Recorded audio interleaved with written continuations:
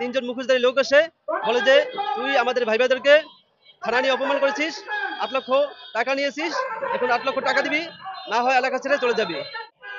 অন্যায়ভাবে মসজিদ থেকে বিদায় দেওয়া হয় অভিযোগ করেছি, কিন্তু থানাওয়ালারা তেমন কোনো দায়িত্ব গ্রহণ করেনি, বা তারা আমাকে আবার অন্যায়ভাবে এলাকা থেকে বিদায় করার জন্য তারা 8 লক্ষ টাকার একটি নাটক সাজায়। কেন তারা অন্যায়ভাবে আমাকে বিদায় দিচ্ছে, আমি কেন মানুষের কাছে বলেছি, কেন আমি শানে সাহাবাজ জাতীয় খতিব ফাউন্ডেশনকে অভিযোগ করেছি। আসসালামু আলাইকুম রহমতুল্লাহি ওয়া বারাকাতুহু। আমার নাম মুফতি মহিউদ্দিন খান ওমর। ধরবো এটা? আমার নাম মুফতি মহিউদ্দিন খান ওমর। আমি বাইতুন নাজাত ইন্টারন্যাশনাল মাদ্রাসার প্রতিষ্ঠাতা প্রিন্সিপাল, সাবেক শ্যামপুর উত্তরপাড়া বাইতুল শরীফ জামে মসজিদের ইমাম ও খতিব। আমি বর্তমানে দারুন নাজাত সিদ্দিকিয়া কামিল মাদ্রাসায় অনার্স 3rd ইয়ার পরীক্ষার্থী এবং ডামরা কলেজের স্টুডেন্ট। আমি শ্যামপুর উত্তরপাড়া বাইতুল শরীফ জামে মসজিদের ইমাম খতিব থাকা অবস্থায় একটি প্রতিষ্ঠান দেই। তখন আমি সকলের কাছে বলি, 3 জুমায় বলি, তখন সকলে বলছে যে আপনি দেন, সমস্যা নেই, আমরা সহযোগিতা করুন। কিন্তু যখন আমি দিলাম, দেওয়ার 10 দিন পরেই আমাকে অন্যায়ভাবে মসজিদ থেকে বিদায় দেওয়া হয়। পরে আমি এলাকার মুরব্বীদেরকে জানাই এবং শানে সাহাবা জাতীয় খতিব ফাউন্ডেশন যারা দায়িত্ব আছে তাদেরকেও আমি জানাই। জানানোর পরে তারা বিষয়টি জানার জন্য কল দেয়, দেওয়ার পরে তারা রাখার অনুরোধ করে, কিন্তু তারা বলে যে আমরা তাকে বিদায় দিছি, তাকে আমরা এখানে আর নিয়োগ দিতে পারবো না। এই কল দেওয়ার পরে তারা কেন অনুরোধ করছে, তারা কেন কল দিচ্ছে, সেই জন্য সকালবেলা আমার উপর গিয়ে এরশাদ এবং কামাল মিয়া হামলা করে। তারপরে আবার বিষয়টা আমি জানাই শানে সাহাবাজ জাতীয় খতিব ফাউন্ডেশনকে। জানানোর পরে তারা থানায় অভিযোগ করে, অভিযোগ করার পরে তাদেরকে ফাঁড়িতে আনা হয়। ফাঁড়িতে আনার পরে তারা আমার কাছে ক্ষমা চেয়ে তারপরে আবার আমাকে হাতে পায়ে ধরে মসজিদে নিয়ে যায়। নিয়ে যাওয়ার পরে তারা আবার সেখানে গিয়ে ষড়যন্ত্র শুরু করে, আবার আমাকে বিদায় দেওয়ার জন্য চেষ্টা করে। তারপরে আমি কেন তারা অন্যায়ভাবে আমাকে বিদায় দিচ্ছে, আমি কেন মানুষের কাছে বলেছি, কেন আমি শানে সাহাবাজ জাতীয় খতিব ফাউন্ডেশনকে অভিযোগ করেছি, এই কারণে আমার উপর হামলা করে।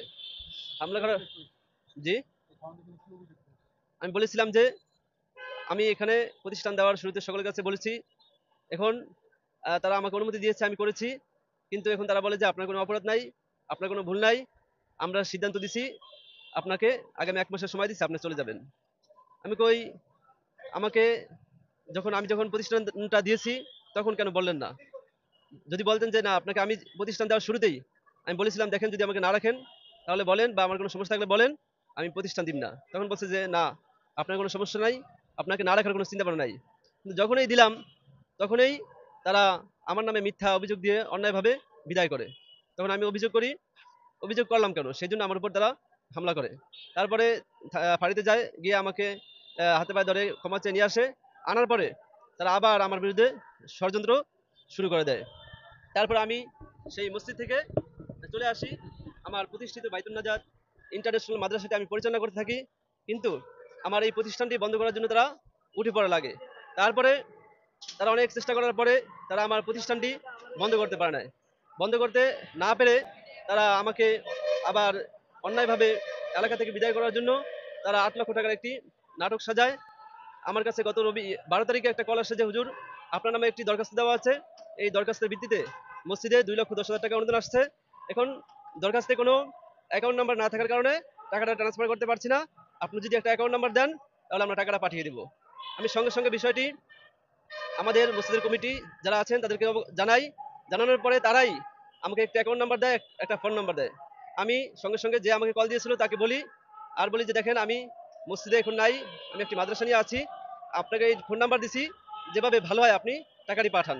তখন এই নাম্বার দেওয়ার পরে আমি আর কোনো কথা বলি নাই, কিন্তু 40 মিনিট পরে যার অ্যাকাউন্ট নাম্বার দেওয়া হয়েছে সে এসে বলে যে হুজুর কাকে অ্যাকাউন্ট নাম্বার দিচ্ছেন, আমার তো 8 লক্ষ টাকা নিয়ে গেছে। আমি কই যদি অ্যাকাউন্ট নাম্বার নিলেই টাকা নিয়ে যায় তাহলে এই অ্যাকাউন্ট নাম্বার তো ফেসবুক ইন্টারনেটে ছাড়তো না, এটা তো সব জায়গায় ছাড়া থাকে।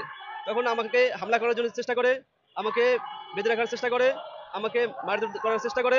ইমাম রশিদুদ্দিন ভাইকে যেভাবে হত্যা করেছে পিটিয়ে, সেভাবে একটি ষড়যন্ত্র করে তারা আমাকে হত্যা করার চেষ্টা করেছে।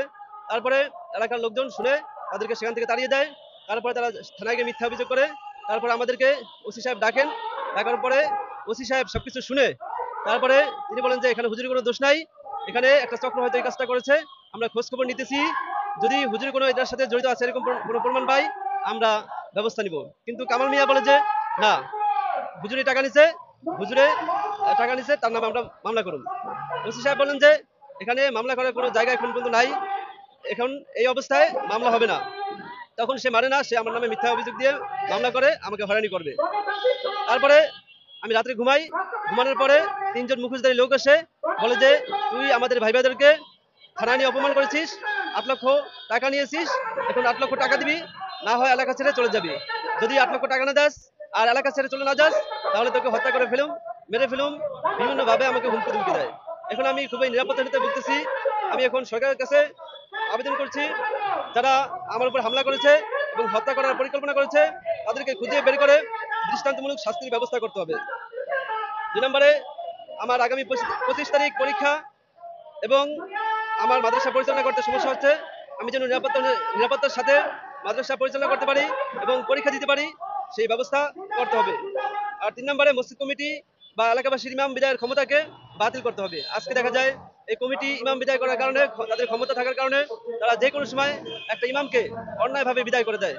এই জন্য এই ইমাম বিদায়ের ক্ষমতাকে বাতিল করতে হবে এবং কোনো ইমাম খতিব মুয়াজ্জিনের শরীরে হাত দিলে 10 লক্ষ টাকা জরিমানা এবং 10 বছরের কারাদণ্ডের আইন পাশ করে ইমাম খতিব মুয়াজ্জিনদের নিরাপত্তা নিশ্চিত করতে হবে এবং ইমাম খতিব মুয়াজ্জিনদের সম্মানিত ভাতা, মানসম্মত বেতনের ব্যবস্থা দ্রুত চালু করতে হবে। যারা 8 লক্ষ টাকার চক্রান্ত করেছে তাদেরকে খুঁজে বের করে দৃষ্টান্তমূলক শাস্তির ব্যবস্থা করতে হবে। জীবন সংজ্ঞা রয়েছেন, এখানে কিন্তু আমরা আইনি কোনো পদক্ষেপ নিয়েছেন? আমি থানায় অভিযোগ করেছি, কিন্তু থানাওয়ালারা তেমন কোনো দায়িত্ব গ্রহণ করেনি বা আমাকে ওরকমভাবে ডাকেনি, তারা কোনো গুরুত্বপূর্ণ কোনো ভূমিকা পালন করে নাই।